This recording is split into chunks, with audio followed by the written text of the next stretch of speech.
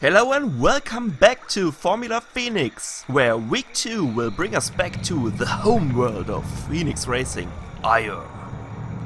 Antioch Temple is one of the oldest and most prestigious raceways. This forsaken temple installation, situated in a thick jungle, has been reimagined as a daring Phoenix raceway. While only 6 pilots could make the trip out to Korhal last week, here in the home of Phoenix Racing, 2 more teams are able to field their talents. Kaidar is a young Nerazim pilot flying for the Aiur team. The Aiur vessels accelerate quickly, but are known to be quite sluggish in corners. Being last week's champion, Showmaker's got everything to prove on Aiur. Can the Terran prevail on Protoss soil, or will his reflexes forsake him? Zarek experienced a string of unfortunate events on Korhal, but he's eager to break it. Can the standing champion defend his title? Team Aiur of Strife are fielding refitted scout vessels, and Mardix is in the helm of one of them. These ships are heavy, but reliable.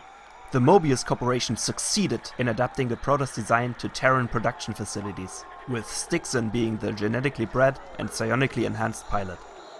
Since last week there have been rumors that Romulex has fitted new Terrazine injectors in his Terran Protoss hybrid vessel. Disappointed by last week's performance, Dramazul has signed a contract with Aiur. May his new racers suit him better. Lazara has flown her way into many a fan's heart, though will she be able to repeat last week's success on her own homeworld? The second contestant for Team Aiur of Strife is Saljari. He's a veteran Nerazim soldier, and he's got the fighting spirit. Let's see how these dated vessels will perform today. 99 Kappa's mechanical meticulousness has aided him before. Let's just hope that the dampness of Aiur's jungles won't corrode some of his circuits.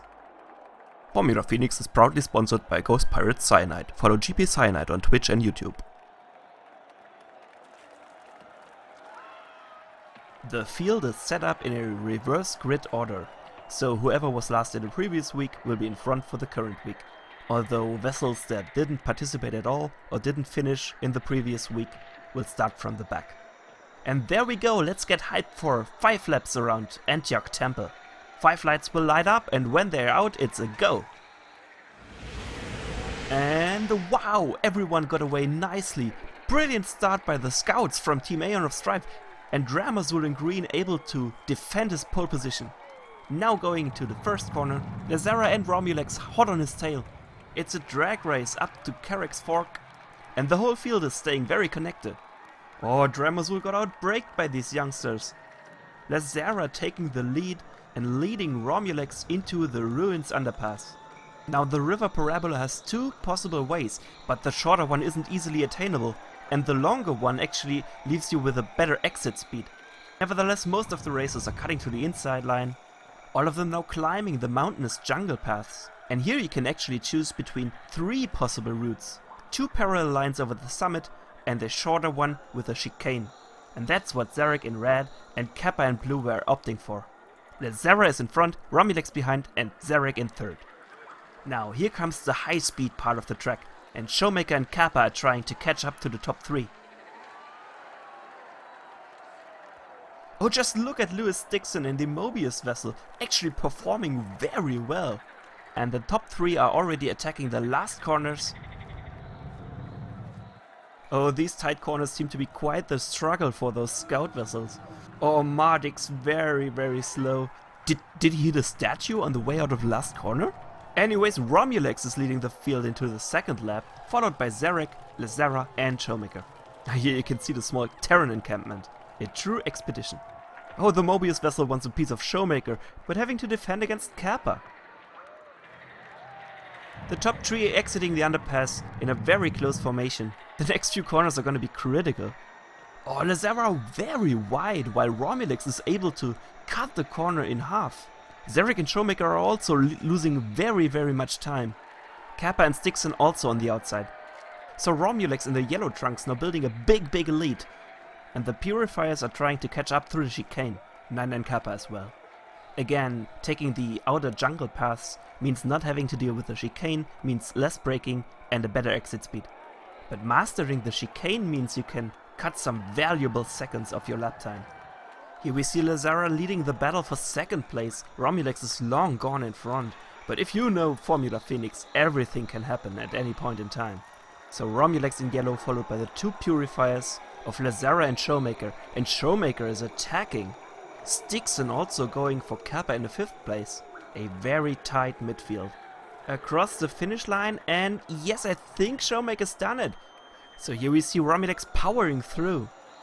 Oh, Lazara with the cutback! Just look at that distance that the yellow vessel has put between them. Entering the underpass without any pressure. Now the big question is, can he nail the shortcut through the river parabola? And the answer is a resounding yes, he can. Seems like Romulex is just dominating this track. Hopefully he's not overexerting his Terrazine injectors, because those seem to be the weak point. I mean, Unit 99 Kappa in blue is not too far off, so there's still a chance. So Romulex cruising through the jungle band. Kappa behind, and oh, both purifiers constantly fighting. And remember, there's no team orders in Phoenix Racing. Here we see the descent from the mountain, and I'm honestly very impressed with Stixon being able to keep up with the top dogs. Here comes Romulex. Oh my god, look at this distance! So Kappa in 2nd, of course, then Lazara, Showmaker, and actually Zarek in 4th, very fast! He's attacking Showmaker! Oh, with the switch back to the outside, and look at that speed! What a great move, and then he smashes into the wall! Nonetheless, Showmaker in white lost quite a bit of time. Yet here we see Lazara pitting. Maybe all the infighting did a number on her vessel, we don't know for sure. Oh, and it seems like we're getting some onboard footage. Here we are with the leader of the race, Romulex, and the yellow Golden Age Phoenix. Now, he has experimented with incorporating Terran technology, especially Umogen technology, in his Protoss vessel. And whatever he did, it seems to be working out, because he's leading the field with a huge margin. And you can see just how difficult it really is to circumnavigate all these trees and bushes. The bird perspective doesn't really do it justice all that often. I just hope his hybrid holds it together. With Unit 99 Kappa just now entering the chicane. Oh, and you can see Showmaker in white on the faster but longer outside lane. Hey, how did Zarek get in front? The small forged Tadarim fighter in red. While we were on board with Romulex, he must have somehow snuck up to 2nd place. And the battle of the midfield just got a whole lot more interesting again. Oh, and Kappa is hot on his heels, on the inside towards the last few corners. And it seems like he's done it, a clean move. Well, that's kind of what he's known for. And with that, the final lap begins. Wait, is that Romulex in the pit lane? Endurance is his Achilles heel. Oh, he must have tried to put some distance between him and the field so that he can pit undisturbed. But now Kappa's leading and Romulex is in 4th place. In the last lap, Kappa in front of Zarek, in front of Showmaker, and then Romulex in yellow.